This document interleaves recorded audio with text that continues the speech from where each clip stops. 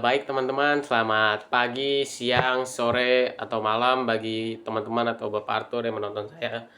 Eh, Pertama saya ingin memperkenalkan diri dulu. Saya Marcel Fernanda dengan NIM 24707500057. Ingin mereview mengenai buku Sistem Intrusif dan Kedaulatan karya Bapak Arthur Jefferson Maya. Lebih tepatnya ada di bab 2, dinamika, konflik, dan ketegangan politik. Subbab yang ketiga atau poin C, postur kekuatan militer negara-negara Asia dan Tenggara. Jadi tanpa berlama-lama lagi, mari kita masuk ke pembahasannya. Namun pertama-tama saya ingin membahas dulu mengenai sistem intrusif tersebut. Nah, jadi teman-teman, sistem intrusif itu merupakan pendekatan di mana suatu negara atau organisasi internasional itu secara aktif campur tangan dalam urusan internal negara lain tanpa sepenuhnya menghormati prinsip kedaulatan negara tersebut.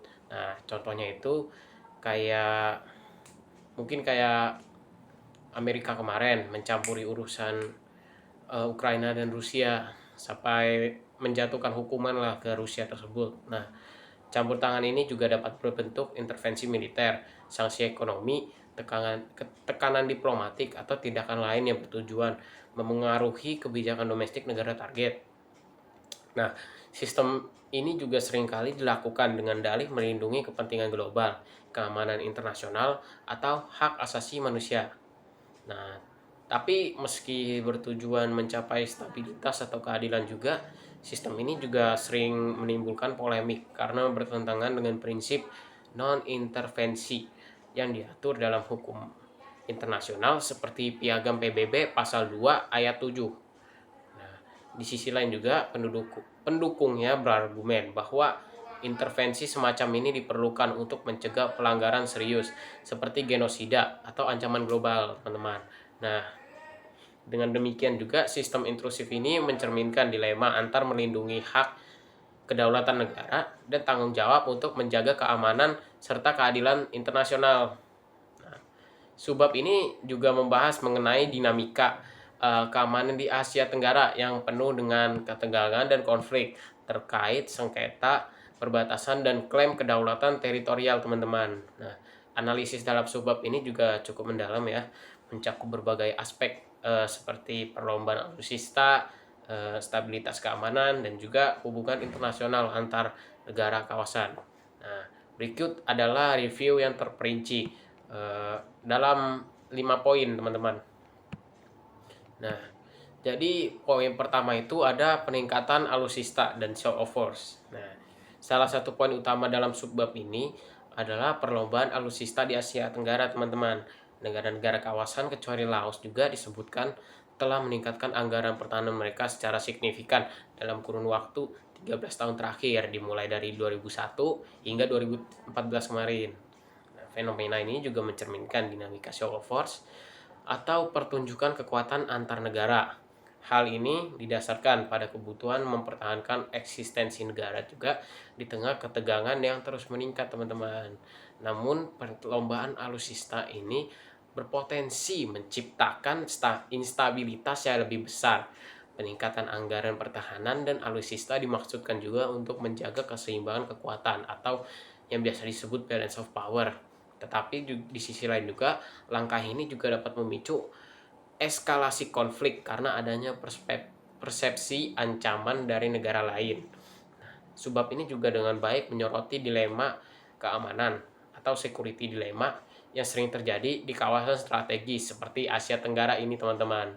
Nah, lanjut di poin kedua ada isu sengketa perbatasan. Fokus utama ketegangan di Asia Tenggara adalah sengketa perbatasan dan klaim teritorial yang tumpang tindih, teman-teman. Nah, konflik semacam ini seringkali melibatkan klaim historis, perbedaan interpretasi batas negara, atau bahkan eksplorasi sumber daya alam di wilayah yang disengketakan, teman-teman. Nah, subbab ini menyoroti bahwa meskipun kawasan ini tidak mengalami perang terbuka dalam beberapa dekade terakhir, namun potensi konflik bersenjata sih masih tetap ada atau bahkan masih gede lah hitungannya untuk potensi, teman-teman. Nah, Penting juga untuk dicatat bahwa stabilitas keamanan di kawasan ini sangat bergantung pada kemampuan negara-negara untuk mengelola sengketa perbatasan secara diplomatik. Sayangnya juga, peningkatan alutsista seringkali mengesampingkan opsi diplomasi dan menekankan pendekatan militeristik dalam menyelesaikan konfliknya, teman-teman. Nah, lanjut di poin ketiga, ada stabilitas kawasan dan ancaman perang, teman-teman. Eh, jadi subbab ini memberikan gambaran bahwa Asia Tenggara menghadapi realitas keamanan yang unik. Meskipun tidak ada perang besar yang terjadi, ketegangan antar negara juga tetap menjadi ancaman, teman-teman. Dinamika ini menggambarkan karakteristik isu keamanan tradisional di mana fokus utama adalah ancaman militer yang datang dari negara lain. Nah, namun juga realitas keamanan di Asia Tenggara tidak hanya terbatas pada ancaman tradisional. Kawasan ini juga menghadapi tantangan non-tradisional seperti ancaman terorisme, perdagangan manusia, dan perubahan iklim, teman-teman. Untuk secara tantangan garis besarnya lah dari non-tradisional ini. Meskipun subbab ini tidak membahas aspek non-tradisional tersebut, penting juga untuk memahami bahwa stabilitas kawasan tidak hanya ditentukan oleh kekuatan militer, teman-teman, tetapi juga oleh kemampuan negara-negara untuk menangani ancaman multidimensional tersebut. Nah, jadi kita lanjut juga sekarang ke poin yang keempat, yakni ada juga poin menarik yang disampaikan dalam subbab ini adalah keterlibatan negara-negara kuat di luar kawasan melalui hubungan militer yang disebut sebagai sistem intrusif. Seperti ya secara garis besarnya sistem intrusif itu seperti yang tadi saya jelaskan, teman-teman.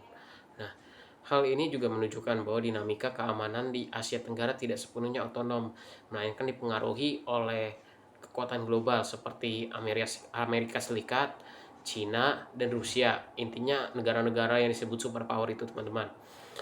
Kehadiran negara-negara besar juga baik melalui latihan militer bersama, penjualan senjata, maupun aliansi strategis dapat memperumit situasi keamanan di kawasan, teman-teman. Lebih tepatnya kawasan Asia Tenggara atau kawasan yang rawan konflik, teman-teman. Nah, hubungan dengan negara-negara luar kawasan juga dapat memberikan keuntungan dalam bentuk dukungan militer, dukungan sumber daya, teknologi, dan lain-lain, teman-teman. Tapi juga punya potensi, teman-teman, untuk memperburuk ketegangan regional. Jadi ketergantungan pada kekuatan eksternal juga bisa menciptakan persaingan baru, terutama antar negara-negara yang memiliki aliansi dengan kekuatan global yang berbeda. Jadi saya ambil contoh lah, dari dulu yang perang dingin. Nah, itu kan perseteruan antar blok barat dengan blok timur. Nah, jadi salah satu dari dua blok ini juga memiliki kekuatan global mereka, yakni ada Rusia dan juga atau dulunya Uni Soviet dan juga Amerika Serikat yang memiliki perseteruan gitu. Jadinya terbagi. Jadinya kekuatan global itu terbagi jadi dua kubu. Nah, ada juga beberapa blok, ada juga satu blok juga yang bersikap netral lah, seperti anggotanya ya contohnya Indonesia atau negara-negara lainnya. Nah, lanjut untuk yang terakhir, saya memiliki kritik dan saran. Ya, teman-teman, meskipun subbab ini cukup komprehensif, tapi ada beberapa hal yang perlu diperhatikan dari subbab ini, seperti kekurangan perspektif non-tradisional. Jadi subbab ini juga sangat berfokus pada isu keamanan tradisional seperti alutsista dan sengketa perbatasan. Nah, namun kalau menurut saya akan lebih baik juga kalau subbab ini juga menyoroti ancaman non tradisional yang relevan di Asia Tenggara. Nah, poin kedua, ada kurangnya pembahasan diplomasi. Meskipun peningkatan alutsista menjadi sorotan, peran diplomasi dalam mencegah konflik itu tidak banyak dibahas. Jadi padahal juga ASEAN itu punya banyak mekanisme dalam mencegah konflik seperti Treaty of Amenity dan Cooperation atau TAC yang penting untuk menjaga stabilitas kawasan Asia Tenggara. Nah, di poin yang ketiga juga ada penekanan pada kerjasama regional. Jadi subbab ini lebih menyoroti persaingan antar negara ketimbang kerjasama. Padahal juga Asia Tenggara memiliki inisiatif kolektif seperti ASEAN Defense Minister Meeting (ADMM) yang berupaya mempromosikan dialog dan kerjasama keamanan, teman-teman. Nah, jadi sekian ya dari pembahasan saya. Ada satu poin lagi sebenarnya, yaitu kesimpulan baru ingin saya bahas, yakni subbab ini memberikan analisis yang kuat mengenai dinamika keamanan di Asia Tenggara, terutama terkait perlombaan alutsista, sengketa perbatasan, dan potensi konflik di masa depan. Nah, tapi teman-teman, perspektif yang disajikan itu terkadang berfokus pada pendekatan militeristik dengan sedikit perhatian pada upaya diplomasi dan kerjasama regional. Nah, stabilitas kawasan Asia Tenggara juga merupakan isu yang kompleks ya teman-teman, kalau dihitung-hitung dari banyaknya konflik yang telah terjadi, di mana juga perlombaan kekuatan militer dapat memperburuk situasi kalau nggak diimbangi dengan mekanisme diplomasi yang efektif. Nah, untuk itu juga penting bagi negara-negara di kawasan ini untuk lebih memperkuat kerjasama multilateral, baik melalui ASEAN maupun kerangka internasional lainnya. Nah, kita ambil contoh banyak mungkin dari PBB, Persatuan Bangsa Perserikatan Bangsa-Bangsa, ya pokoknya ya organisasi internasional lainnya, teman-teman, kalau mau disebut mah terlalu banyak. Jadi juga pokoknya ya kerjasama itu juga eh, menciptakan kawasan yang damai dan stabil, teman-teman. Nah, jadi sekianlah teman-teman dari review saya pada sore hari ini. Mohon maaf jika ada kekurangan atau salah kata. Saya Marcel Fernanda pamit undur diri. Terima kasih.